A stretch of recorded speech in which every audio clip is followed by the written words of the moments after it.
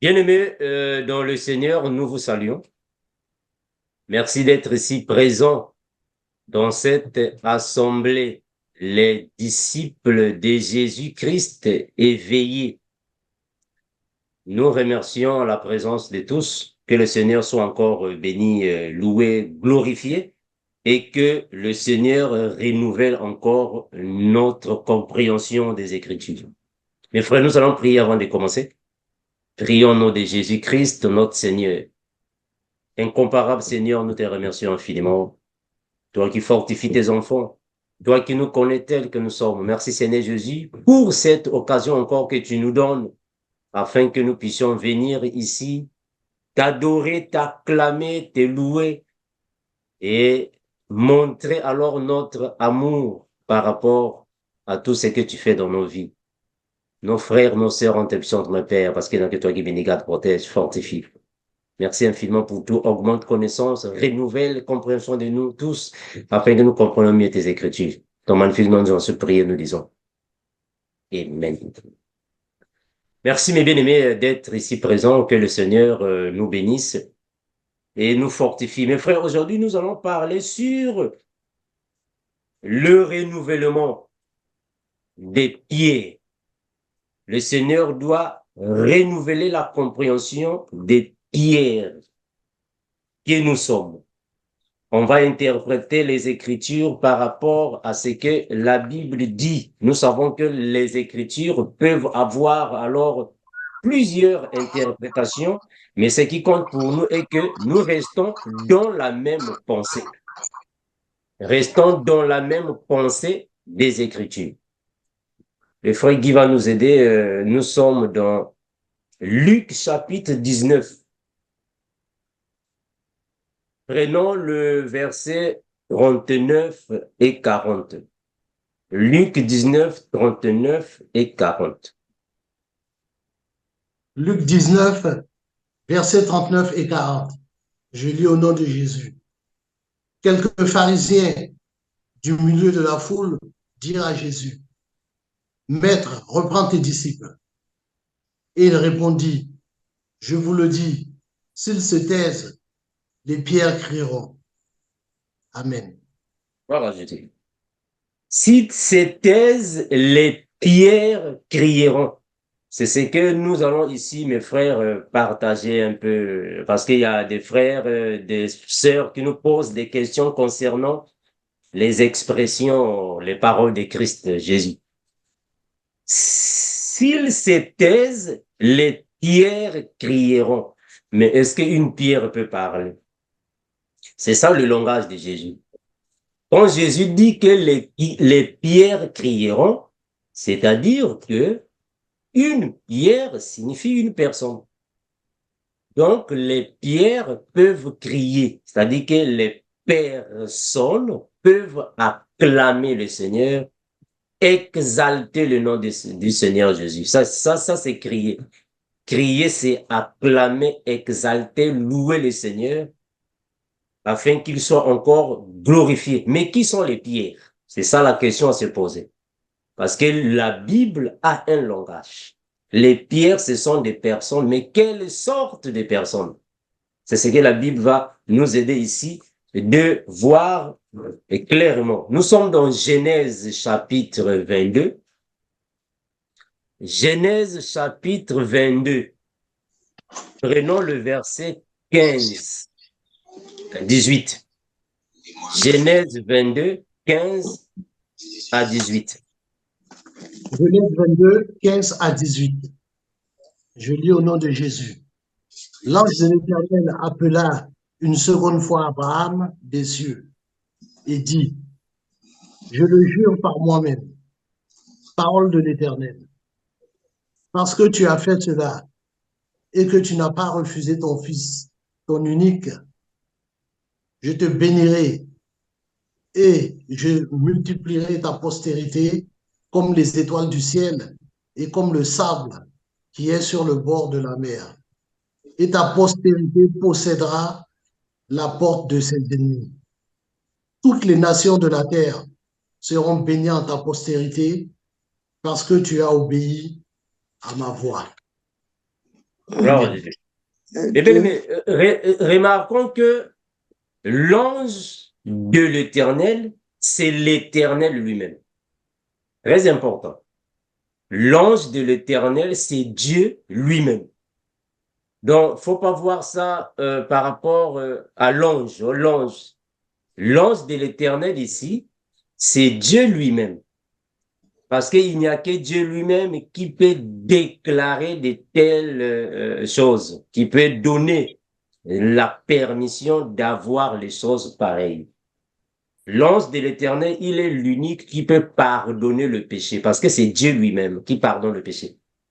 Donc, l'ange de l'Éternel qui appela Abraham une seconde fois des cieux, parce que c'est lui-même Dieu. Et il dit à notre père Abraham, le père selon la foi, parce que c'est lui qui est considéré comme le père de la foi, ou dont la foi en fait, du peuple hébreu, parce que c'est à lui que Dieu a donné le pain et le vin. Alors ici, Dieu confirme à Abraham qu'il lui donnera deux postérités. Mais il y a la postérité céleste et la postérité terrestre. Quand la Bible dit, je te bénirai et je multiplierai ta postérité, et comme les étoiles du ciel. Les étoiles du ciel ici signifient les personnes. C'est un langage de la Bible. Les étoiles du ciel, ce sont les personnes. En d'autres termes, les étoiles du ciel, ce sont les vierges sages. C'est eux qui sont les étoiles du ciel, les vierges sages, c'est-à-dire les chrétiens qui vont monter au ciel. Mais il y a aussi le sable qui est sur le bord de la mer. Attention, la Bible n'a pas dit le sable qui est dans la mer, non. Le sable qui est au bord de la mer. Parce que la mer, c'est le monde. La mer, c'est le monde. Mais le sable qui est au bord de la mer, c'est un peuple. Ce sont des personnes qui étaient dans l'eau et Dieu les a retirées hors de l'eau. Ces personnes aussi seront sauvées. Alors ici, nous avons les étoiles du ciel, les personnes qui vont monter au ciel et qui seront sauvées. Mais il y a aussi les eaux qui sont des personnes, mais dans les eaux, il faut enlever la terre aussi qui sont les personnes qui seront sauvées. Mais l'eau, la mer qui sont les personnes ne seront pas sauvées. Dieu doit retirer ces enfants-là. Maintenant, nous pouvons expliquer ça de plusieurs manières. C'est un langage de la Bible, mes frères. On peut expliquer ça de plusieurs manières. Mais si nous sommes en train d'expliquer ça d'une manière à nous faire comprendre que il faut que le Seigneur lui-même puisse tailler les pierres. C'est lui qui taille les pierres, c'est le Seigneur. Alors, on va avancer, mes frères, afin que nous puissions mieux comprendre ce que dit la Bible. Nous sommes dans Matthieu chapitre 3, le verset 8 à 9. Matthieu 3, 8 à 9. Matthieu 3, 8 à 9. Matthieu 3, verset 8 à 9. Au nom de Jésus. Produisez donc du fruit digne de la repentance. Et ne prétendez pas dire en vous-même, nous avons Abraham pour père. Car je vous déclare que de ces pierres-ci, Dieu peut susciter des enfants à Abraham. Amen. Gloire à Jésus. Frère Philippe, est-ce que tu peux commencer à partir du verset 7 pour être encore clair? Hein? Prends 7 et tu descends jusqu'à 9. Amen. Verset 7. Mais voyant venir à son baptême beaucoup de pharisiens et de sadducéens, il leur dit, race de vipères, qui vous a appris à fuir la colère à venir? Produisez donc du fruit digne de la repentance. Et ne prétendez pas dire en vous-même, nous avons Abraham pour père. Car je vous déclare que de ces pierres-ci, Dieu peut susciter des enfants à Abraham. Amen. Gloire à Jésus. Mais bien, mais comprenons le langage de la Bible. La Bible ici, par le prophète Jean-Baptiste, il est en train de nous confirmer que les pharisiens croyaient être les uniques ici dans le monde. Ils croyaient avoir pour Abraham leur père et rien d'autre ne pouvait le manquer par rapport à la foi. C'est ce qu'ils croyaient à leur époque, qu'il n'y a que les Juifs qui pouvaient être sauvés. Il n'y a que les Israélites qui pouvaient être sauvés, personne d'autre. Nous sommes les enfants d'Abraham et cela nous suffit. Nous avons la foi, c'est fini. Mais le prophète Jean-Baptiste dira que non, il faut produire du fruit digne de la repentance. Et ne prétendez pas être en vous-même. Dire en vous-même, nous avons Abraham pour père. Car je vous déclare que de ces pierres-ci, Dieu peut susciter des enfants Abraham. C'est-à-dire, ici, dans ce contexte, les enfants d'Israël, les Israélites, c'est eux qui sont les enfants d'Abraham. Mais les pierres, ce sont ceux qui sont dans les nations, mais n'avaient pas la foi. Or, Dieu pouvait bien donner la foi aux païens afin qu'ils deviennent par la foi les enfants d'Abraham. En d'autres termes, ceux qui sont nés, non selon la volonté de la chair, mais selon la volonté de l'esprit. Ils ont la foi et ils sont alors appelés enfants d'Abraham par la foi. Nous sommes dans Jean 1. Philippe, qu'est-ce qu'on dit dans Jean? Jean chapitre 1, le verset 12. Jean chapitre 1er au verset 12. Je lis au nom de Jésus. Mais à tous ceux qui l'ont reçu, à ceux qui croient en son nom, elle a donné le pouvoir de devenir enfants de Dieu, lesquels sont nés non du sang, ni de la volonté de la chair, ni de la volonté de l'homme, mais de Dieu. Amen. Gloire à Jésus. Donc, il y a alors les enfants qui sont nés par rapport à la postérité d'Abraham. Donc, c'est-à-dire qu'ils ont le sang d'Abraham. Ce sont les Hébreux, les Israélites. Mais Dieu a dit à ces pharisiens que de ces pierres, Dieu peut susciter les enfants d'Abraham. Or, les enfants que Dieu va susciter à Abraham, ce sont ceux qui n'ont pas le sang d'Abraham, mais qui sont nés selon l'esprit, selon la foi. Voilà pourquoi la Bible dira que ce sont ceux qui ont la foi qui sont enfants d'Abraham. Alors, les pierres, ce sont ces personnes qui vont alors sortir des nations pour former aussi les enfants d'Abraham. Mais cependant, nous pouvons expliquer ça aussi dans une autre manière. Parce que quand Jésus-Christ dit, détruisez ce temple et en 3 jours, je le rebâtirai. C'est-à-dire que Jésus, c'est lui qui est le temple, mais quand on détruit un temple, il y a des briques, des pierres qui vont se casser.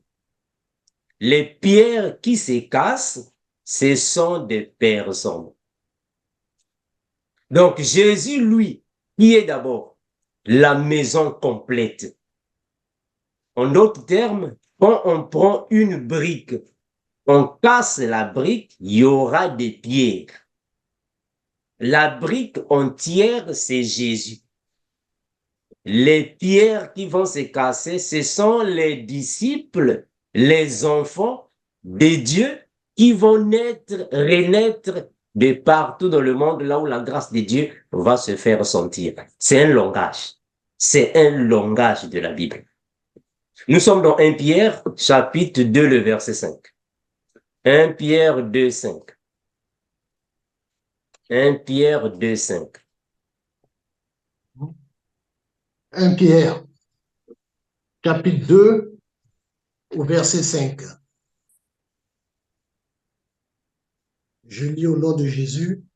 Amen. Et vous-même, comme des pierres vivantes, édifiez-vous pour former une maison spirituelle, un saint sacerdoce, afin d'offrir des victimes spirituelles, agréables à Dieu par Jésus-Christ. Amen. Donc, il est en train de dire, mais vous-même, comme des pierres vivantes, il s'adresse aux personnes. Les pierres sont des personnes. Ils sont considérés comme des pierres, ses disciples sont considérés comme des pierres, mais parce qu'ils sortent tous de la grande pierre qui est Jésus. Frère Philippe, si tu peux prendre le verset 4. Toujours dans, Verset dans 1 1 Pierre, 1 Pierre 2, 4. 1 Pierre 2, 4. Approchez-vous de lui, pierre vivante, rejetée par les hommes, mais choisie et précieuse devant Dieu. Donc, Amen. le frère Pierre est en train de nous confirmer que Jésus-Christ, c'est lui qui est la pierre vivante. Alors, Jésus qui est la pierre vivante, il forme une pierre, mais il faut casser cette pierre. Quand on va casser la pierre vivante, et la pierre va donner encore d'autres pierres. Or, casser une pierre signifie tuer Jésus. Quand Jésus dit détruisez ce temple, en d'autres termes, cassez cette pierre. Et en 3 jours, je la rebâtirai. C'est-à-dire qu'il fallait casser la pierre qui est Jésus. Et cette pierre qui est tuée va mourir, mais la pierre qui meurt va alors donner naissance à d'autres pierres.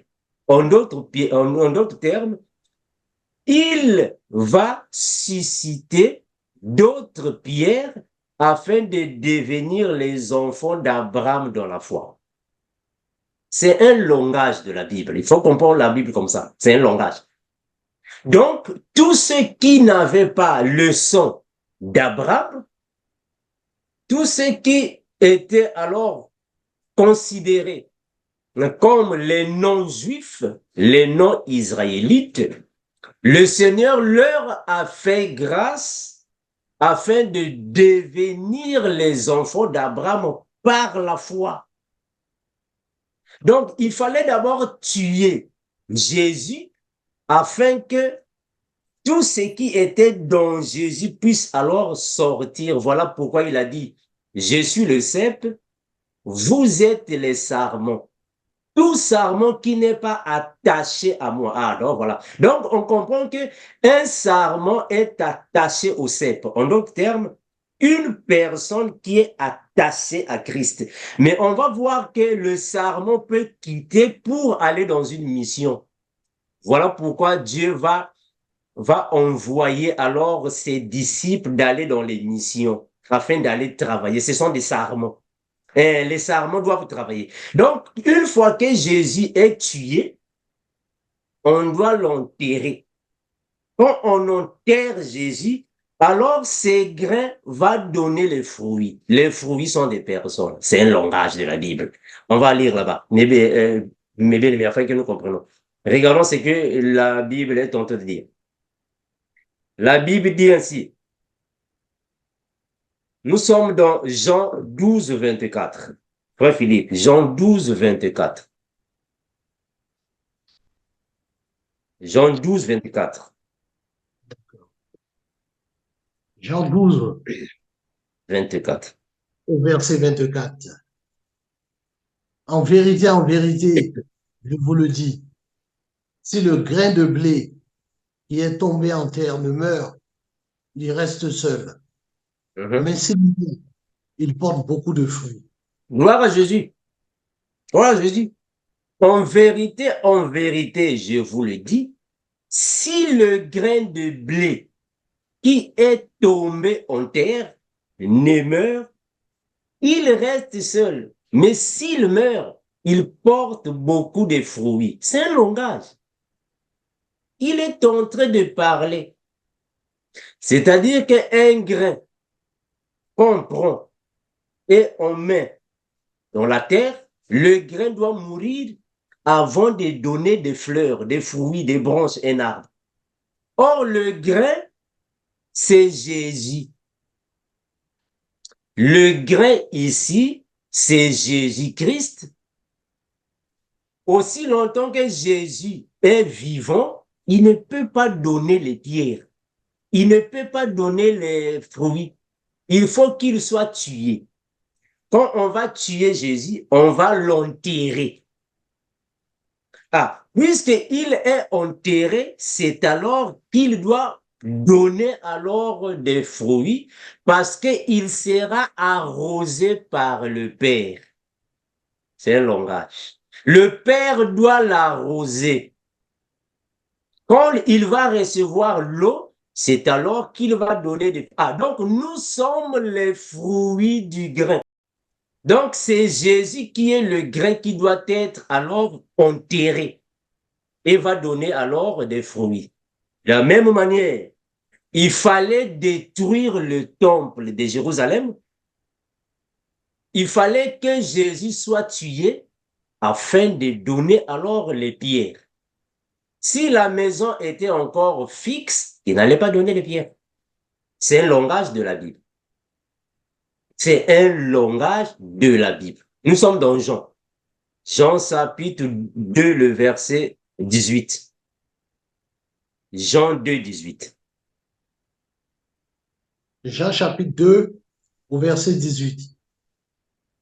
Les Juifs prenant la parole lui dirent, quel miracle nous montres-tu pour agir de la sorte? Vas-y, mon frère. Continue 19. 19.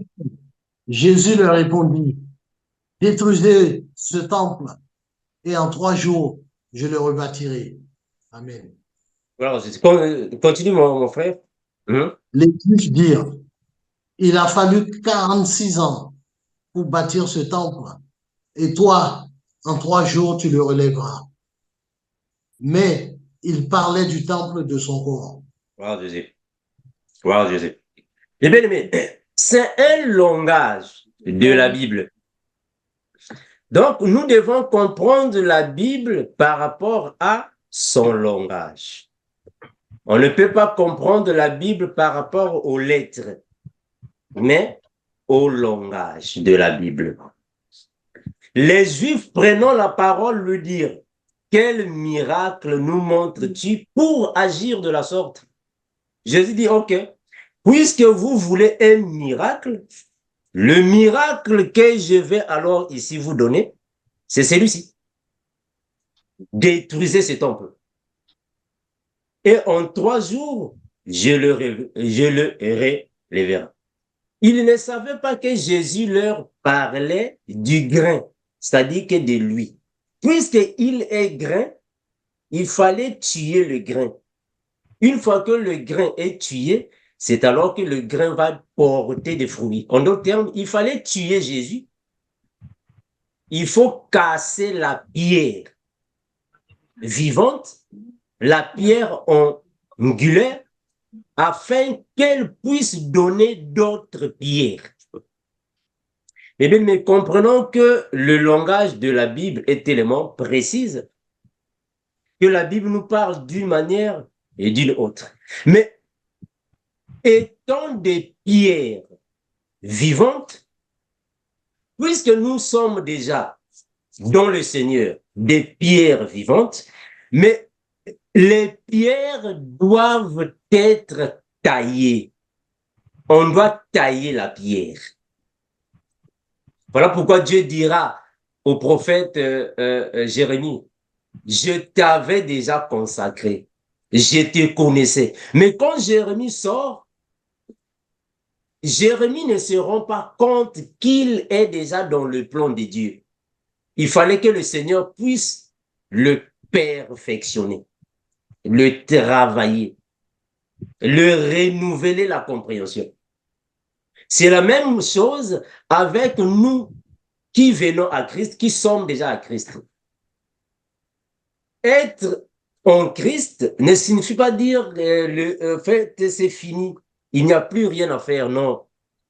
Être en Christ ne signifie pas dire que bon, moi, j'ai déjà accepté Christ, j'ai déjà le baptême du Saint-Esprit, je connais déjà la Bible, bon, ça va pour moi, ça suffit. Non, on doit te travailler, on doit te perfectionner.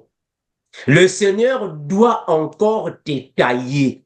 C'est de la même manière que le frère Moïse doit prendre 2 pierres et il ne va pas présenter à Dieu les pierres telles qu'elles sont. Non.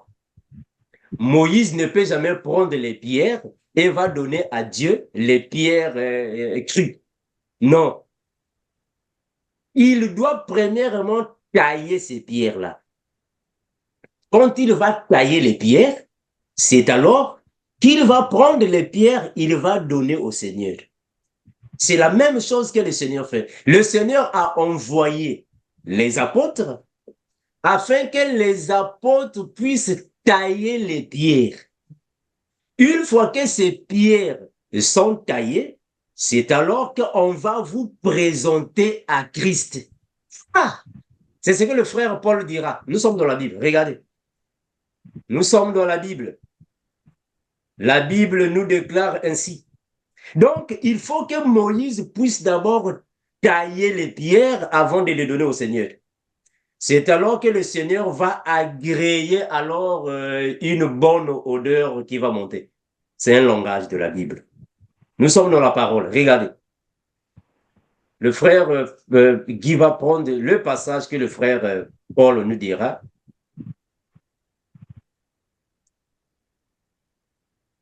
Nous sommes dans la Bible, afin de mieux comprendre premièrement les Écritures. Donc, il faut que nous soyons taillés par la parole afin que nous comprenions comment est-ce que le Seigneur marche. Parce que si tu n'es pas taillé, tu ne peux jamais être agréable au Seigneur. Il faut que tu sois taillé. Donc, tu es une pierre, mais on doit te tailler. Tu ne peux pas venir seulement comme ça devant le Seigneur. Non, il faut que tu sois taillé. Or, c'est le travail du Saint-Esprit par les ministres de la parole. C'est le travail du Saint-Esprit par le ministère de la parole. Nous sommes dans 2 Corinthiens chapitre 11, le verset 2. 2 Corinthiens 11, 2. Frère Philippe, qu'est-ce qu'on dit? 2 Corinthiens 11, 2. 2 Corinthiens 11, 2. au verset 2.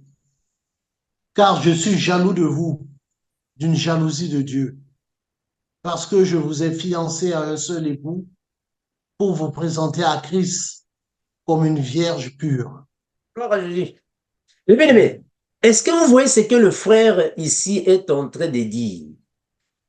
Le frère dit, je vous ai fiancé. Or, avant de fiancer, il faut d'abord préparer la fiancée. Bon, maintenant, toi, tu es une fiancée qui n'est pas prête. On ne t'a pas préparé. Comment est-ce qu'on va te présenter à l'époux si tu n'es pas prête? Or, préparer une fiancée signifie tailler la pierre. Donc, Moïse doit tailler la pierre avant de la présenter au Seigneur. Ça, c'est le langage de la Bible. Ça, c'est le langage de la Bible. Donc, il fallait que le frère Paul puisse d'abord tailler les nations, les fiancer, les préparer. Après, il va vous présenter là-bas. C'est-à-dire que vous êtes déjà taillé. Maintenant, toi, tu n'es pas taillé. Comment est-ce que le Seigneur va te recevoir favorablement? Voilà pourquoi il va dire la même chose dans Éphésiens chapitre 4. Éphésiens chapitre 4, nous sommes au verset 11 et on descend. Éphésiens 4, prenons le verset 11. Frère Philippe. Éphésiens 4, Hein? verset 11. Il est écrit au nom de Jésus. Hein? Et il a donné les uns comme apôtres, les autres comme prophètes, les autres comme évangélistes, les autres comme pasteurs et docteurs, pour le perfectionnement des saints en vue de l'œuvre du ministère et de l'édification du corps de Christ. Hein? Continue jusqu'à ce que. Jusqu'à ce que nous soyons tous parvenus à l'unité de la foi et de la connaissance du Fils de Dieu, à l'état d'homme fait, à la mesure de la stature d'homme Alors, Jésus. parfait de Christ. Voilà, Jésus. Donc, le Seigneur doit travailler, perfectionner les saints par le ministère de la parole. Donc, celui qui n'est pas perfectionné ne peut jamais être favorable à Dieu. Donc, il a établi les ministres de la parole afin de perfectionner les saints. Maintenant, toi, tu es saint, mais tu n'aimes pas écouter les enseignements. Comment est-ce que tu seras perfectionné? Toi, tu es saint, mais tu n'aimes pas écouter la parole expliquée, annoncée. Comment est-ce que tu seras perfectionné? S'il a établi les ministres, c'est afin de perfectionner les saints. Donc, il ne faut jamais se dire, non, bon, moi, je reçois déjà les messages de Dieu. Et comme aujourd'hui, nous avons maintenant plusieurs personnes qui disent la même chose. Moi, je reçois déjà les visions. Hein, Dieu me parle dans les visions. Je parle déjà avec le Seigneur, j'ai des visions. Mais ce n'est pas parce que tu es déjà saint et cela te suffit. Comme disent ceux qui sont dans les mauvaises interprétations de la Bible. Oh non, nous avons déjà nous sommes déjà prédestinés. Hein, puisque nous sommes déjà prédestinés, donc il y a rien à faire. Nous sommes déjà sauvés. Non, frère. Tu es saint, mais le Seigneur doit te renouveler. Le Seigneur doit te perfectionner. Bien que tu es déjà saint, mais on doit te perfectionner. Il faut que tu sois perfectionné. En d'autres termes, Moïse doit tailler les pierres. Donc, nous sommes des pierres taillées par la parole afin d'être présentées à Christ et comme une vierge pure. Donc, quand le Seigneur va revenir, c'est alors qu'il viendra pour prendre la vierge pure. Bon, maintenant, toi, tu n'es pas taillé, tu n'es pas préparé. Comment est-ce que tu iras avec l'époux? Tu continues toujours dans le péché. Comment est-ce que tu vas monter avec l'époux? Eh mes frères, comment est-ce que tu vas monter avec l'époux si tu mènes la vie des péchés? Celui ou celle qui est dans le péché ne peut jamais monter avec l'époux. Parce qu'avant de monter avec l'époux, il faut être une vierge pure. Or, une vierge pure ne signifie pas dire réellement une vierge pure. Non, c'est un langage. C'est un langage. Hein, si vraiment nous ne comprenons pas la Bible par rapport à son langage, cela nous sera difficile. Ici, on ne parle pas des vierges d'une manière naturelle, non. Les vierges pures signifient tout simplement toute personne qui mène la vie de sanctification. Toute personne qui vit dans la sainteté de Dieu. Toute personne qui se conforme aux Écritures marche selon l'Esprit. Et donc, tu marches selon l'Esprit de Dieu. Tu es irréprochable par rapport à ta conduite, ta façon de vivre, de marcher. Ton comportement, ton caractère est convenable. Ton caractère est convenable. Ton comportement est convenable. Ta conduite est convenable. C'est alors que nous dirons réellement, tu fais partie de la Vierge pure. Bon, maintenant, toi, tu vis dans l'impudicité. Toi, tu vis dans le péché. Tu écoutes la parole, mais tu continues dans la masturbation. Tu continues dans la cigarette. Tu continues dans la boisson alcoolique et tu t'enivres n'importe comment. Donc, tu ne fais pas partie des pierres vivantes. Or, une pierre vivante signifie une personne qui a la vie. Or, avant d'avoir la vie, il faut avoir Christ en toi. Si tu n'as pas Christ, tu n'as pas la vie. Voilà pourquoi Jésus dira dans la parole, je suis le chemin, la vérité et la vie. Bon, maintenant, toi, tu n'as pas Jésus, donc tu n'as pas la vie. Avant d'avoir la vie, il faut avoir Christ. Bon, maintenant, toi, tu n'as pas Christ, donc tu n'as pas la vie. Donc, tu n'es pas une pierre vivante. Une pierre vivante a la vie parce que cette pierre contient la parole. La parole vit dans elle et elle marche selon les normes de la parole. C'est alors qu'on dit que réellement, ce frère est taillé par la parole. Cette sœur est taillée par la parole. Voilà pourquoi Dieu a dit dans la Bible, tu ne te prosterneras point devant les images taillées. Ah, voilà. Donc, on comprend qu'une image taillée signifie un vrai chrétien, une vraie chrétienne, qui ne peut pas être adoré. Tu adores le Seigneur, selon le langage de la Bible, bien sûr. Donc, nous devons être taillés par la parole, taillés par l'esprit, perfectionnés et renouvelés. Alors maintenant, toi, tu es chrétien, mais tu continues dans ton ancienne vie. Comment est-ce que tu es chrétien? Comment est-ce que tu continues dans ton ancienne vie alors que tu es chrétien? Non. Un chrétien ou une chrétienne doit être une pierre vivante, c'est-à-dire une pierre qui avait été taillée. Bon, maintenant, toi, si tu n'es pas taillé, donc, tu ne fais pas partie de la Vierge pure. Voilà pourquoi ici, quand nous prenons Apocalypse chapitre 7, la Bible va déclarer ainsi. Apocalypse chapitre 7, que dira alors la Bible?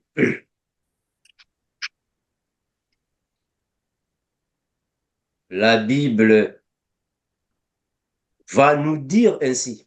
Ou soit, si je peux prendre alors Apocalypse chapitre 14, pour bien dire le frère Philippe. Apocalypse chapitre 14. Nous sommes dans le verset 4. Apocalypse 14, le verset 4. Apocalypse 14, au verset 4. Il est écrit, ce sont ceux qui ne sont pas souillés avec des femmes, car ils sont vierges. Ils suivent l'agneau partout où il va. Ils ont été rachetés d'entre les hommes comme des prémices pour Dieu et pour l'agneau. Et Et dans dans leur leur... bouche, Hmm. et dans leur bouche, il ne s'est point trouvé de mensonge, car ils sont irrépréhensibles. Gloire à Amen. Jésus. Mais bien aimé, ça c'est alors les qualités d'une pierre taillée. Ça, ce sont les qualités d'une pierre taillée. Si tu n'as pas ces qualités ici, tu ne peux pas être une pierre taillée. Non, tu ne peux pas être une pierre taillée. Donc, il faut que nous soyons irrépréhensibles. Irrépréhensibles par rapport à notre conduite vis-à-vis à nos prochains, vis-à-vis du Seigneur. Ce sont ceux qui ne se sont pas souillés avec les femmes. Attention, attention, c'est un langage. Se souiller avec les femmes ne signifie pas dire réellement aller dans la prostitution. Non, c'est un langage. Les femmes ici ne signifie pas réellement les femmes. Ici, les femmes signifient les enseignements. Mais les faux enseignements. Les femmes ici signifient les fausses conceptions, les faux préceptes. Ce sont les femmes. Se souiller avec des femmes signifie, en d'autres termes, se livrer à la prostitution spirituelle. En d'autres termes, servir les divinités,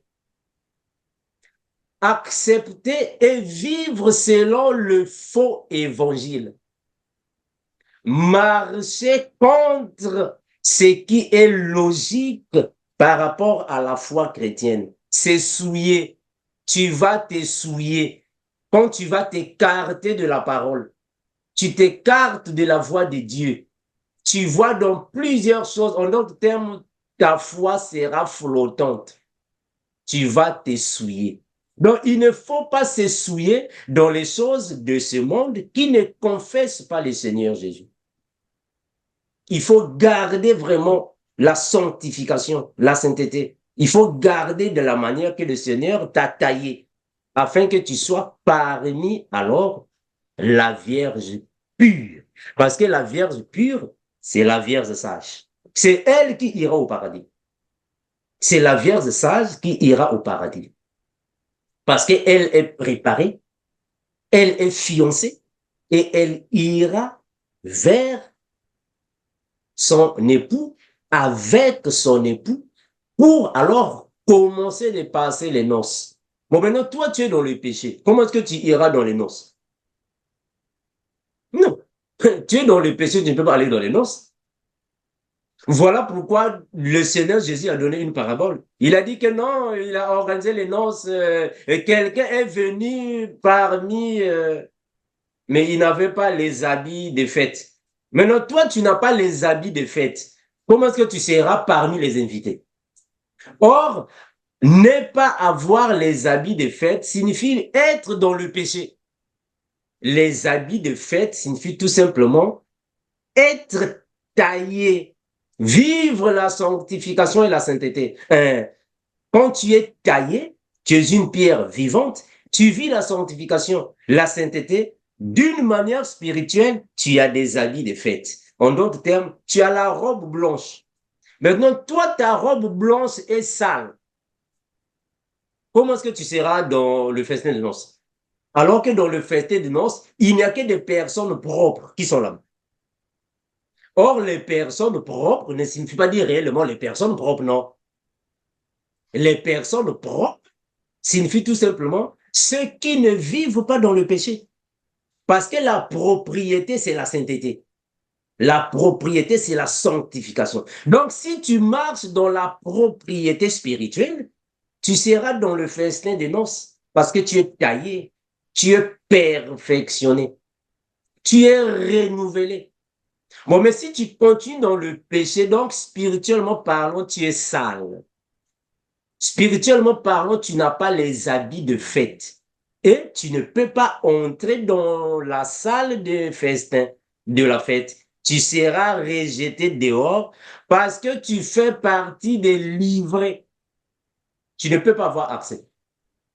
Eh bien, mais que le Seigneur nous bénisse, nous fortifie, nous sanctifie, nous perfectionne, nous édifie, nous renouvelle la connaissance, afin que nous puissions toujours être des pierres vivantes, des pierres taillées, renouvelées par le Seigneur, afin de faire partie de la Vierge pure et monter avec le Seigneur au paradis pour ce grand voyage que nul ne peut alors imaginer dans sa totalité ce que nous irons vivre auprès du Seigneur notre Dieu. Incomparable Père, nous te remercions infiniment, toi qui bénis, garde, protège. Merci pour toutes choses, Seigneur Jésus, parce qu'il n'y a que toi qui fortifie tes enfants. Augmente en nous, Père, connaissance, renouvelle, Seigneur Jésus, discernement et intelligence, afin de bien comprendre tes Écritures. Ton magnifique nom précieux, nous avons ainsi prié, Père, et nous disons Amen.